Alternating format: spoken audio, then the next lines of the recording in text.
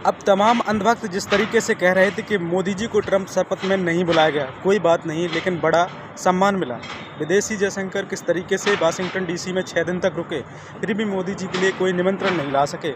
देश के उद्योगपतियों को इस तरीके से ट्रंप ने बुलाया और पहली पंक्ति में बिठाया, लेकिन कहाँ पीछे थे जहाँ वो तमाम तरीके की घोषणा कर रहे थे ट्रंप साहब। तब जयशंकर को पहली पंक्ति में बिठाकर तमाम देश के गोदी मीडिया चैनल उछलने लगे, कहने लगे कि दुनिया में भारत की ताकत बढ़ती जा रही है। और ये ताकत आज सुबह और बढ़ गई, जहाँ ट्रंप ने सत्ता संभालते ही ऐसे 108 फैसलों पर अपने साइन किए और उन फैसलों को रद्द कर दिया जिन्हें बाइडेन सरकार ने बचा कर रखा था। अब किस तरीके से ट्रंप सरकार ने आते ही मोदी जी की उस दोस्ती को दरकिनार कर दिया और साइड कर दिया और बता दिया कि भारतीय जो 50 लाख से ज़्यादा अमेरिका में रहते हैं, अपने जीवन स्तर को बेहतर करना चाहते हैं, सुधारना चाहते हैं, उनमें से 7 लाख तो ऐसे हैं जिनके पास कोई दस्तावेज ही नहीं। जब वो टिकट बुक कर रहे थे अपने वतन वापस आने के लिए, तो वहाँ चेक इन करने के समय डॉक्यूमेंटेशन चेक कर लिया गया, तो कितने सारे भारतीय ऐसे हैं जो इलीगल रास्ते से और डोंकी रूट से गए।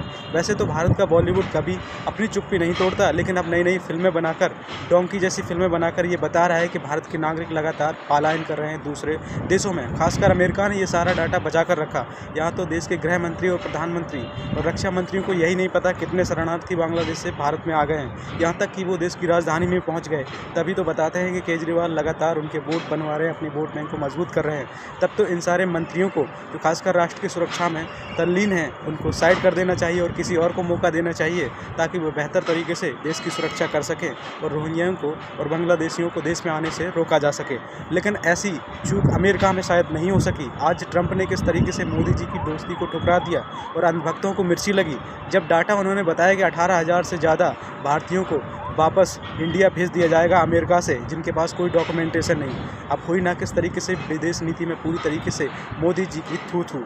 एक तरफ जहां मोदी सरकार पहले कहती थी कि अब अमेरिका के नागरिक भारत का वीज़ा लेने के लिए लाइन लगाएंगे और लाइन में खड़े होंगे, वेटिंग लिस्ट होगी, लेकिन यहाँ तो उल्टा ही दिखाई दे रहा है, जहाँ लगातार अमेरिका जाने के लिए भारत के लोग किस तरीके से अपनी ज़मीन जायदाद बेचकर भारत में और यहाँ तक कि लोन लेकर बड़ी बड़ी एमआईओ पर विदेश और खासकर अमेरिका जा रहे हैं विभिन्न रास्तों पर। इस पर सरकार कोई चर्चा नहीं करना चाहती और अमेरिका इनको रखना नहीं चाहता। अब सोचिए, आम व्यक्ति जो अपने जीवन की सारी पूंजी खर्च कर अमेरिका गया था जीवन संवारने, अगर वापस उसे भारत सरकार यहाँ लाकर बिठा लेती है तो उसके पास तो कोई संपत्ति भी नहीं होगी और बेचकर संपत्ति गए वो लोग भूमिहर भी कहलाएंगे और उनके पास रोजगार का कोई जरिया नहीं होगा।